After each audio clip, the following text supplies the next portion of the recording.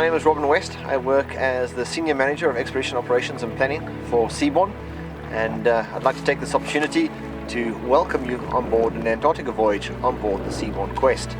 Antarctica is one of those destinations that really has to be experienced in order to understand what it's all about, and of course doing it on the Seabourn Quest, the combination of luxury and adventure really is an incredible way to experience Antarctica, and I very much hope that you enjoy your time on board the Quest and of course have a magnificent time down in Antarctica, the Great White Continent, one of the best places to be for a holiday.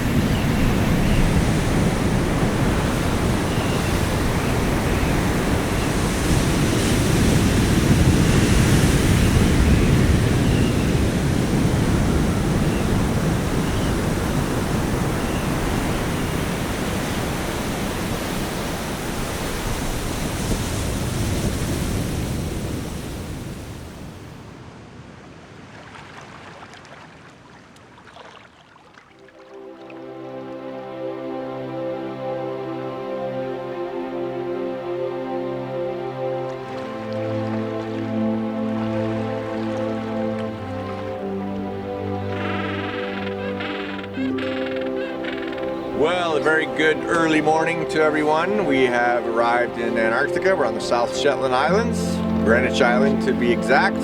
here in a place called Yankee Harbor. Beautiful protected bay full of Gentoo penguins. Yay! We've got our first penguins of Antarctica, the Gentoos, as you can see behind me.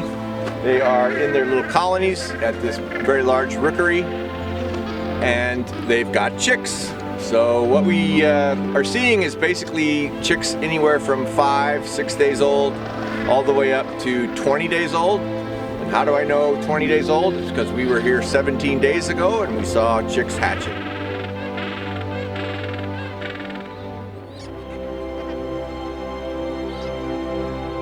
It's a perfect day, the weather is excellent, and it's great to see that we have probably 20 or so elephant seals, mostly young ones, all around the bay here. It's exciting to see so many seals, elephant seals, because they're a fascinating animal. They are one of the best divers in the world. They spend so much time underwater that it would be equivalent to about 240 days a year out of the 365 underwater, not just at sea, but underwater. So they migrate thousands of kilometers from their breeding areas in the subantarctic islands down to here. They climb out of the water to rest or to molt. Some of them are shedding their skin. They grow new skin underneath it, and they have what's called a catastrophic molt, and it all peels off. It looks terrible, but they come out really nice and squeaky clean and with a new skin after that molt.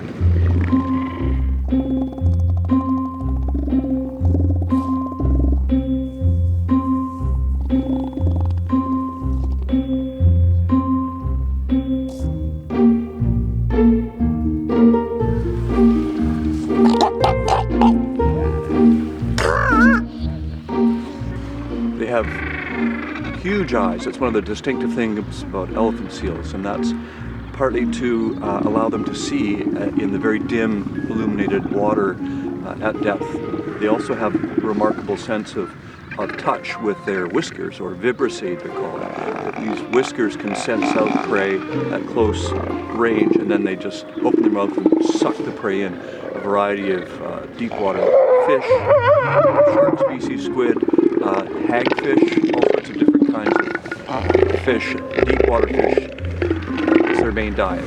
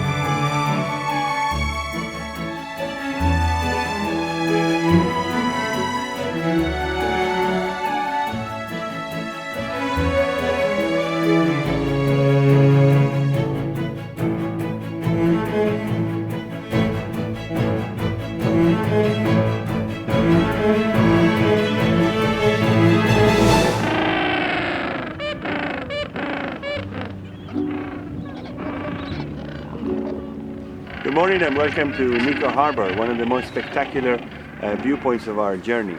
We're now standing on the mainland peninsula, the Antarctic Peninsula, in one of our favorite spots that we try to come on every trip. Now, after a 20-minute hike, we're on this viewpoint and we can see a whole area completely covered by glaciers, heavily glaciated like most of the peninsula is.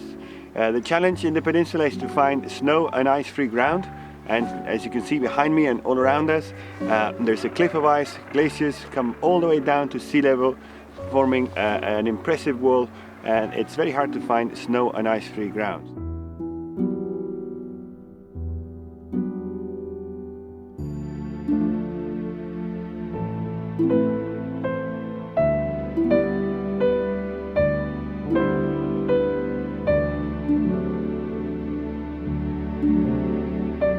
The glaciers of the peninsula, like almost everywhere in the world, are receding. Of course, there are some that are growing or advancing, but very few.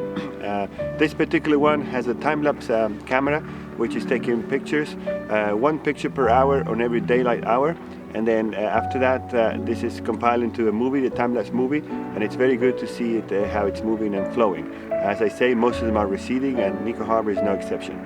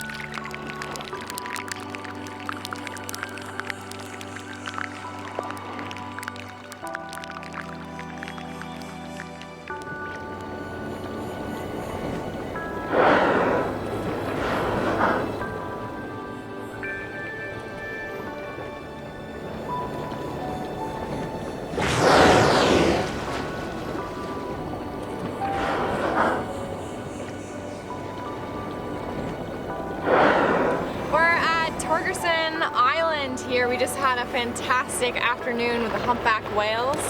There are at least 4 in the area, probably more, and we were just watching 2 humpback whales bubble nut feeding. So it's very interesting behavior where the whales will dive down into the water and they'll swim around in a circular pattern, sometimes a spiral. They blow bubbles and the bubbles rise up to the surface, forming a net that traps and corrals the prey. And down here they're eating krill. So we got to watch this, and then they were definitely lunging beneath the surface, but after they lunged, they would come up and take a breath and then almost immediately fluke and dive back down to repeat this. So we got to watch them feeding for at least an hour or two, and they're probably still out there now. I can see them off in the distance, the flukes raising up. So we got some excellent ID shots, which is very exciting to add to the catalog of individuals.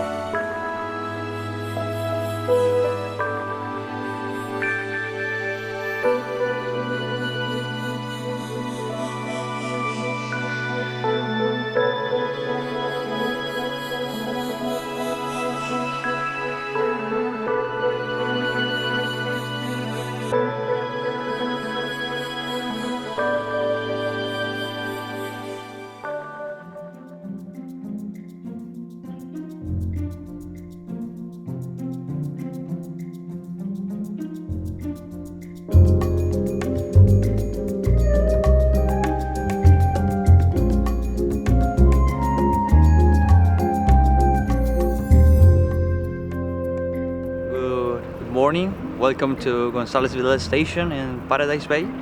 I am Lieutenant Eduardo Hidalgo from the Chilean Navy. This station is a shared station. It's from the Air Force, and the Chilean Navy activate during the summer season maritime station.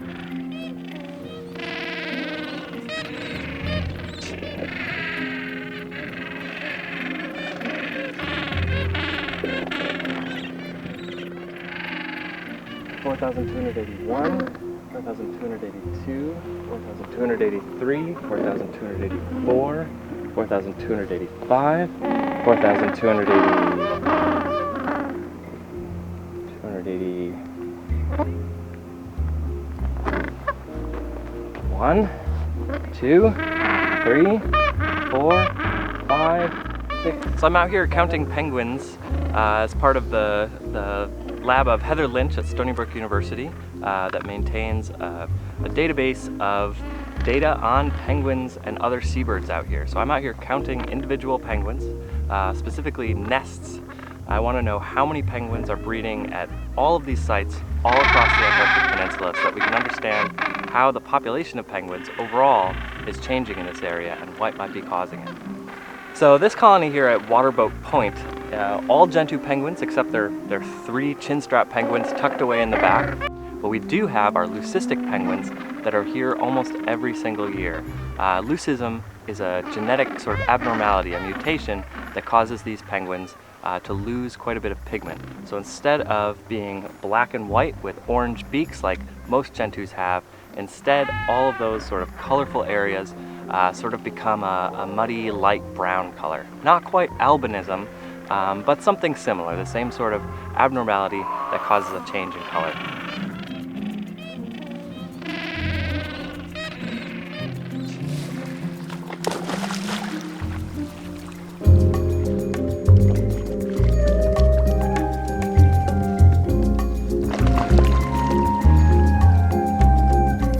The significance of WaterBoat Point is that there used to be a water boat here for replenishing the whale ships, and in 1921, January 1921, there was a very small British party of only 2 people landed here to do some science down here.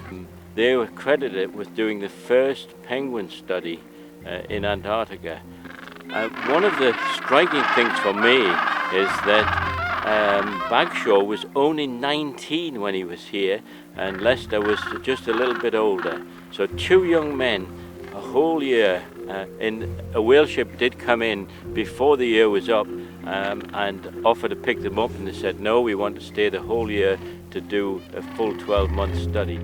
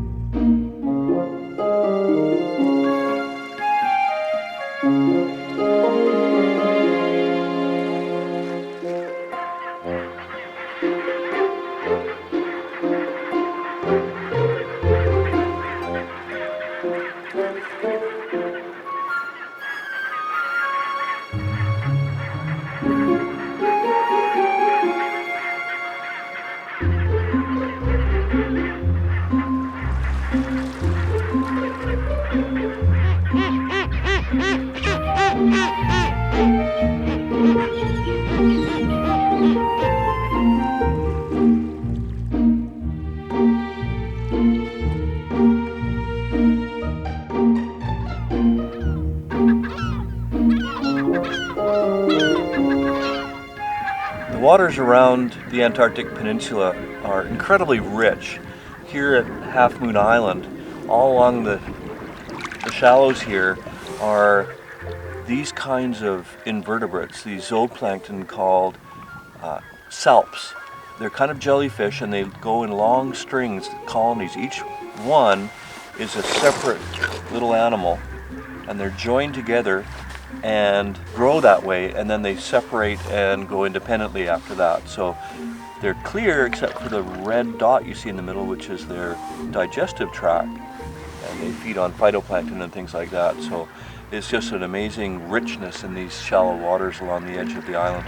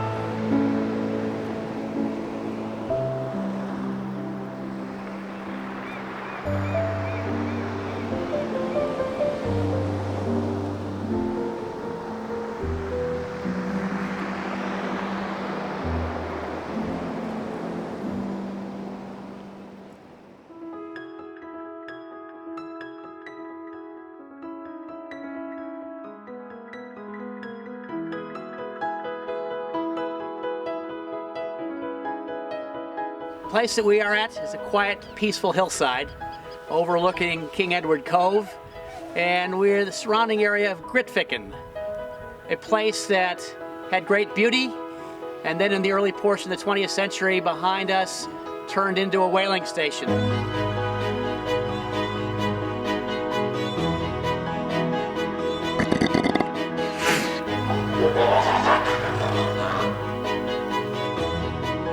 As a little kid, I heard about Grytviken, and my great-grandfather was very instrumental here, as well as around the world establishing whaling stations.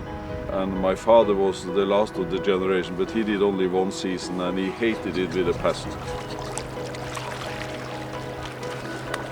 So for me it's very special. It's one of the few places that I haven't been to, ever. And I never thought I was going to come here with a ship, but I was thinking of taking a cruise down here on the mailboats.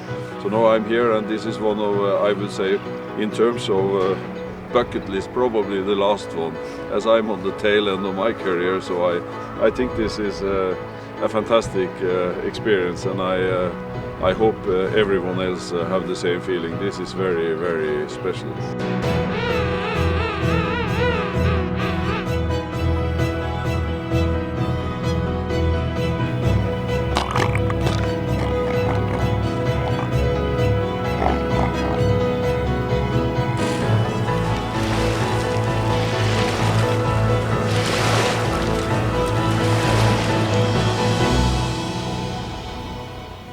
So it's an emotional moment for me to be here on the 95th anniversary of Shackleton's death. He died here 5th of January 1922 aboard the Quest in this bay just behind us here.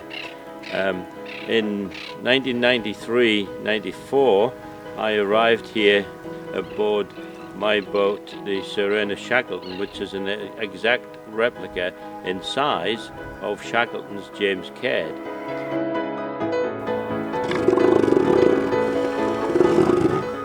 And we come to honor today specifically the memory of Sir Ernest Henry Shackleton, an individual who came down to the Antarctic on 4 expeditions, an unprecedented number, and led 3 of them, and was willing to give up every one of his life's goals to bring back every one of his men alive and back home to their families.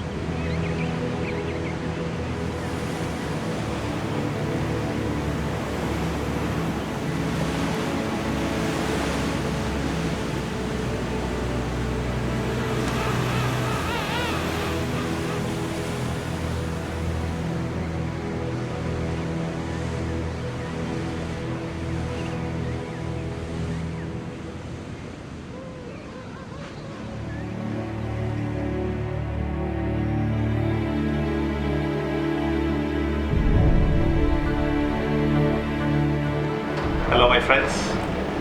In behalf of the crew, the staff, the officers of the Seabourn Quest, we'd like to thank you very much for having come with us for this fantastic journey, and we hope to see you soon in another one of our trips on board the Seabourn Quest.